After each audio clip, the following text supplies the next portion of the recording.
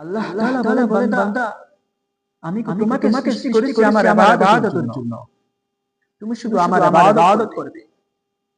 তোমাকে ঘুমানোর জন্য সৃষ্টি করা হয়নি। ঘুমানোর জন্য আমার হাজার মাখলুকাত আছে। তোমাকে শুধু খাওয়ার জন্য সৃষ্টি করা হয়নি। খাওয়ার জন্য আমার হাজার মাখলুকাত আছে। তোমাকে আমি আর সৃষ্টি করি নাই। দুনিয়ার জন্য আমার হাজার মাখলুকাত আছে। হাজার মাখলুকাত আমি দুনিয়ার জন্য সৃষ্টি করেছি। বান্দা তোমাকে সৃষ্টি করেছি আমি ইবাদতের জন্য। এই বান্দা তুমি আমার ইবাদত করবে। আর তুমি ইবাদত করলে তুমি কামিয়াবি হয়ে যাবে আখিরাতে। তোমার জন্য রয়েছে আখিরাতে মহা পুরস্কার। তোমার জন্য সফলতা রয়েছে। এরপর আমরা কেন বুঝি না? আমরা আল্লাহ তাআলার ইবাদত করি না। আমরা আল্লাহ তাআলার নাফরমানিতে লিপ্ত রয়েছি।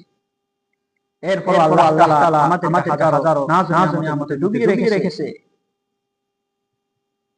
অথচ এক ব্যক্তি চেয়ার বানাইলো। চেয়ার কেন বানাই? চেয়ারের মধ্যে বসার জন্য। চেয়ার বানাইছে চেয়ারের মধ্যে বসার জন্য। কিন্তু এক ব্যক্তি কম দাম দেওয়ার পর চেয়ারে বসতে পারলো না। চেয়ারটা কি ছুঁড়ে ফেলে দেয় না ডাস্টবিনে ফেলে দেয় নাকি যত্ন করে রেখে দেয়? অবশ্যই চেয়ারটা ফেলে দেয়। চেয়ারটা ডাস্টবিনে ফেলে দেয়। কোন ব্যক্তি বাল্ব বানানোর উদ্দেশ্য হলো, বাতি বানানোর উদ্দেশ্য হলো এটা অন্ধকার আলো দিবে, জল দিবে। কিন্তু যখন সময় দিয়ে শ্রম দিয়ে বাল্বটা তৈরি করলো আর যখন বাল্বটা আলো দিল না আর অন্ধকারের মধ্যে তখন বাল্বটা কি ডাস্টবিনে ফেলে দিবে নাকি এটা যত্ন করে দিবে? অবশ্যই এটা ফেলে দিবে।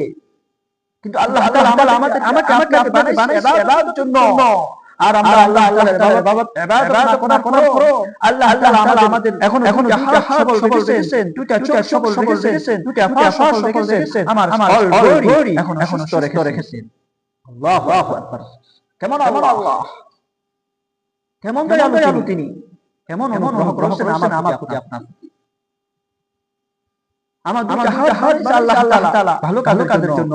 আমি তো আল্লাহ তাআলা ভালো কাজ করি না। এই হাত দ্বারা কত নোংরা কাজ করি, কত অশ্লীল খারাপ কাজ করি। এরপর আল্লাহ তাআলা আমার হাত এখন নষ্ট করেন নাই।